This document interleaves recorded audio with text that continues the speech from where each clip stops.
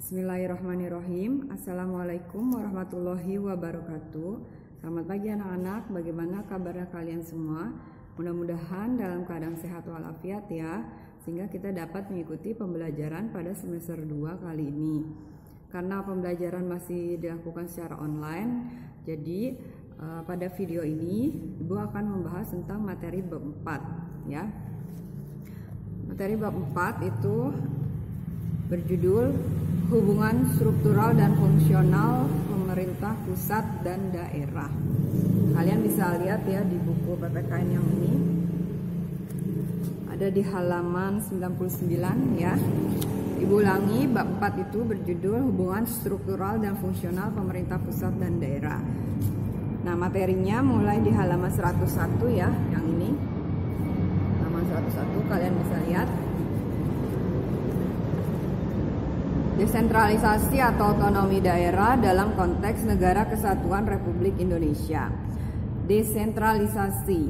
Secara etimologis, istilah desentralisasi itu berasal dari bahasa Belanda, yaitu de yang berarti lepas dan sentrum yang berarti pusat. Desentralisasi adalah sesuatu hal yang terlepas dari pusat. Nah, apa sih maksudnya? Maksudnya kan negara kita itu berbentuk kesatuan. Ya kan, awalnya semua wewenang itu dipegang oleh pemerintah pusat. Nah, kemudian seiring perkembangan zaman ternyata tidak semua hal itu bisa ditangani oleh pemerintah pusat. Jadi muncullah ada pemerintah daerah, muncullah ada namanya otonomi daerah gitu. Nanti ada istilah desentralisasi. Nah, apa sih desentralisasi? Di paragraf berikutnya kalian bisa lihat terdapat dua kelompok besar yang memberikan definisi tentang desentralisasi, yaitu kelompok Anglo-Saxon dan kontinental.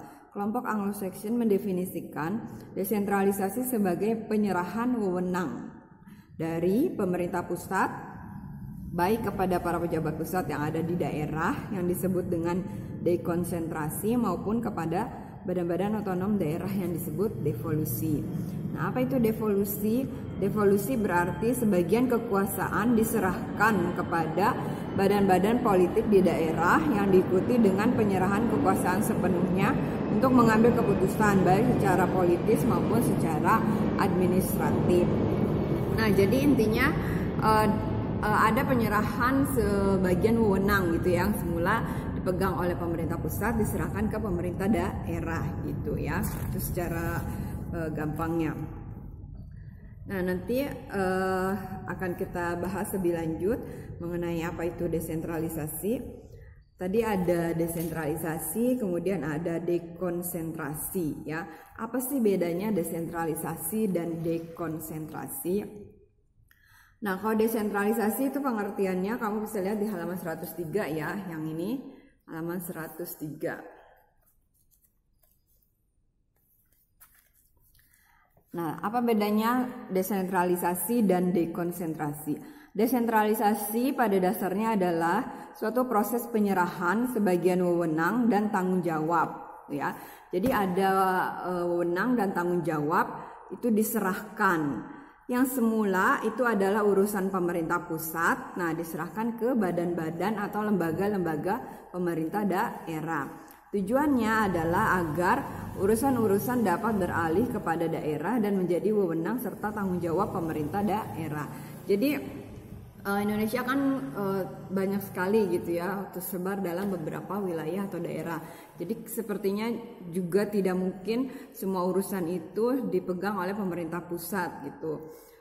Nah, jadi ada beberapa hal, ada beberapa wewenang yang semula itu adalah wewenang pemerintah pusat, kemudian diserahkan, dialihkan ke pemerintah daerah gitu.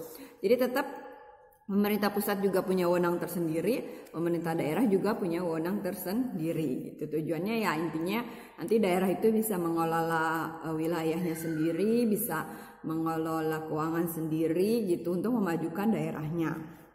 Nah, itu ya desentralisasi itu. Jadi penyerahan sebagian wewenang dari yang semula itu adalah urusan pemerintah pusat diserahkan ke pemerintah daerah. Itu yang disebut dengan desentralisasi. Kemudian ada dekonsentrasi. Nah, kalau dekonsentrasi itu pengertiannya ada di halaman 102 ya, yang ini ya. Dekonsentrasi adalah pelimpahan wewenang dari pemerintah pusat kepada daerah otonom sebagai wakil pemerintah atau perangkat pusat di daerah dalam kerangka negara kesatuan. Lembaga yang melimpahkan kewenangan dapat memberikan perintah kepada pejabat yang telah dilimpahi kewenangannya itu mengenai pengambilan atau pembuatan keputusan. Nah, jadi dekonsentrasi itu pelimpahan wewenang ya dari pemerintah pusat kepada daerah otonom. Kalau desentralisasi tadi penyerahan sebagian wewenang dan tanggung jawab yang semula adalah urusan pemerintah pusat diserahkan kepada pemerintah daerah. Nah, pengertian dekonsentrasi juga dikemukakan oleh ahli ilmu tata negara, yaitu ada di paragraf pertama di halaman 102. Menurut ahli ilmu tata negara, dekonsentrasi merupakan pelimpahan kewenangan dari alat perlengkapan negara di pusat kepada instansi bawahannya guna melaksanakan pekerjaan tertentu dalam penyelenggaraan pemerintahan. Pemerintah pusat tidak kehilangan kewenangannya karena instansi bawahan melaksanakan tugas atas nama pemerintah pusat gitu. Jadi tetap kendali utamanya di pemerintah pusat. Nah, sebagian wewenang itu diserahkan ke pemerintah daerah gitu ya. Kamu sambil lihat buku paketnya ya.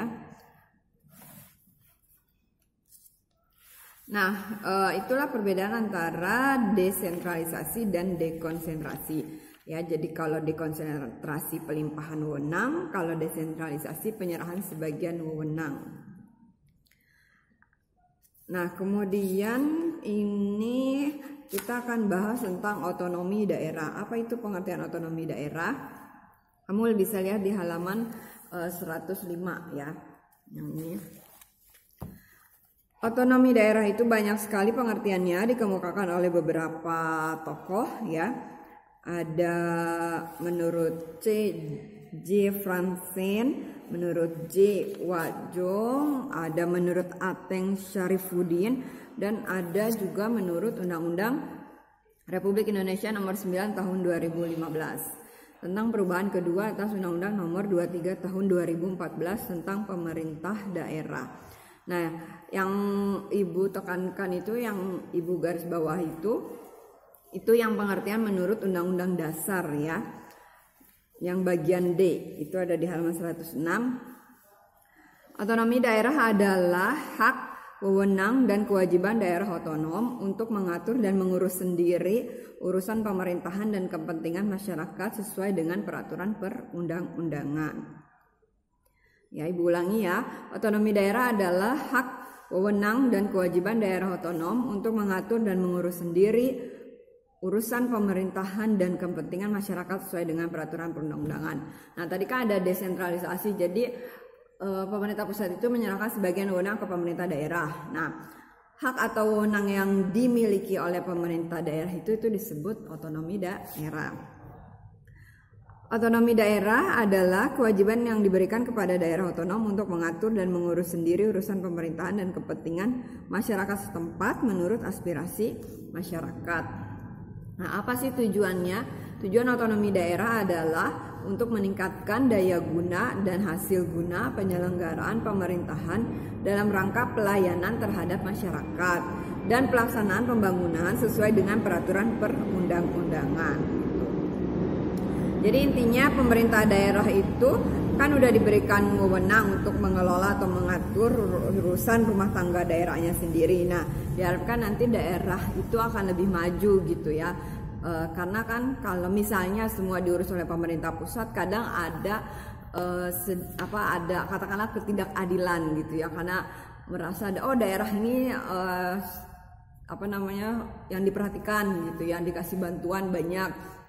Sedangkan ada daerah tertentu yang kurang diperhatikan atau tidak mendapat banyak bantuan atau perhatian dari pemerintah pusat. Nah, ya udah, dengan adanya otonomi daerah, mudah-mudahan masing-masing daerah itu kan dia punya kekayaan alamnya di daerahnya, bisa dikembangkan, dan mudah-mudahan itu dapat memajukan daerahnya masing-masing gitu ya. Paham ya, mudah-mudahan sampai sini ya. Kemudian kita lihat di halaman 106 itu bagian 3, otonomi daerah dalam konteks negara kesatuan gitu. Jadi walaupun daerah itu punya wewenang, tapi tetap konteksnya adalah dalam satu wadah negara kesatuan. Negara Republik Indonesia sebagai negara kesatuan menganut asas desentralisasi dalam penyelenggaraan pemerintahan dengan memberikan kesempatan dan keleluasaan kepada daerah untuk menyelenggarakan otonomi daerah. Pelaksanaan otonomi daerah di Indonesia diselenggarakan dalam rangka memperbaiki kesejahteraan rakyat. Pengembangan suatu daerah dapat disesuaikan oleh pemerintah daerah dengan memperhatikan potensi dan kekhasan daerah masing-masing. Hal ini merupakan kesempatan yang sangat baik bagi pemerintah daerah untuk membuktikan kemampuannya dalam melaksanakan kewenangan yang menjadi hak daerah gitu. Jadi misalnya daerah itu misalnya kaya akan bahan tambang atau bagus dalam bidang pertanian atau dalam bidang perkebunan atau hasil lautnya yang bagus gitu. Nah, itulah yang kekhasan atau potensi yang dimiliki oleh masing-masing daerah itu yang harus dapat dikembangkan gitu ya. Nah, apa saja sih landasan hukum penerapan otonomi daerah? Itu kamu bisa lihat di halaman 108 ya. Itu silakan dibaca, ada banyak sekali landasan hukumnya. Ada Undang-Undang Nomor 1 Tahun 1945 tentang Komite Nasional Daerah, Undang-Undang Nomor 22 Tahun 1948 tentang pokok-pokok pemerintah daerah, Undang-Undang Negara Indonesia Timur Nomor 44 Tahun 1950 tentang pemerintah daerah Indonesia Timur, Undang-Undang Nomor 18 Tahun 1965 tentang pokok-pokok pemerintahan daerah dan seterusnya ya, nanti dibaca. Kemudian kita lihat di halaman 109 itu ada nilai, dimensi, dan prinsip otonomi daerah. Ya, yang ini ya. Nilai, prinsip, dimensi otonomi daerah di Indonesia. Otonomi daerah pada dasarnya adalah hak, wewenang, dan kewajiban daerah otonom untuk mengatur dan mengurus sendiri urusan pemerintahan dan kepentingan masyarakat setempat sesuai dengan peraturan perundang-undangan. Terdapat dua nilai dasar yang dikembangkan dalam Undang-Undang Dasar Negara RI tahun 1945 berkenaan dengan pelaksanaan desentralisasi dan otonomi daerah di Indonesia. Yang pertama itu adalah nilai unitaris ya. Nilai unitaris yang diwujudkan dalam pandangan bahwa Indonesia tidak mempunyai kesatuan pemerintahan lain di dalamnya yang bersifat negara, yang berarti kedaulatan yang melekat pada rakyat, bangsa, dan negara Republik Indonesia tidak akan terbagi di antara kesatuan-kesatuan pemerintahan. Nah, jadi maksudnya Indonesia itu negara kesatuan ya, bukan negara serikat gitu. Bukan, kalau negara serikat itu kan negara yang dibagi ke dalam beberapa negara bagian. Jadi seolah-olah ada negara dalam negara gitu ya. Tapi kalau Indonesia itu kan negaranya negara kesatuan Republik Indonesia. Nah, wilayahnya itu terbagi dalam beberapa provinsi gitu. Jadi ada provinsi Banten, misalnya ada provinsi Nangro Aceh Darussalam, ada provinsi Nusa Tenggara Timur, Nusa Tenggara Barat gitu, ada provinsi Jawa Timur gitu ya. Jadi terbagi ke dalam beberapa wilayah. Nah, wilayah itu disebut dengan daerah provinsi. Nanti daerah provinsi itu terbagi lagi ke dalam beberapa wilayah. Ada daerah kota ya, kota madya, atau daerah kabupaten gitu ya. Jadi tidak ada negara bagian gitu, tidak ada negara dalam negara, tapi negaranya Indonesia. Nah, wilayahnya itu terbagi dalam beberapa wilayah provinsi ya. Kemudian nilai dasar desentralisasi teritorial yang bersumber dari isi dan jiwa pasal 18 Undang-Undang Dasar Negara Republik Indonesia tahun 1945. Berdasarkan nilai ini, pemerintah diwajibkan untuk melaksanakan politik desentralisasi dan dekonsentrasi di bidang ketatanegaraan. Yang tadi itu ya, pelimpahan wewenang dari pemerintah pusat ke pemerintah daerah dan penyerahan sebagian wewenang ya. Kemudian Nah, kita lihat di halaman 110 ya. Paragraf kedua. Dalam pelaksanaan otonomi daerah, prinsip otonomi daerah yang dianut adalah nyata, bertanggung jawab, dan dinamis. Nyata, apa artinya? Nyata itu artinya otonomi secara nyata diperlukan sesuai dengan situasi dan kondisi objektif di daerah. Yang kedua, bertanggung jawab. Apa artinya? Bertanggung jawab itu artinya pemberian otonomi diselaraskan atau diupayakan untuk memperlancar pembangunan di seluruh pelosok tanah air. Yang tiga, itu adalah dinamis. Artinya pelaksanaan otonomi selalu menjadi sarana dan dorongan untuk lebih baik dan maju. Nah, itu ya prinsip otonomi daerah itu. Jadi dibagi ke dalam 3 prinsip: nyata, bertanggung jawab, dan dinamis ya.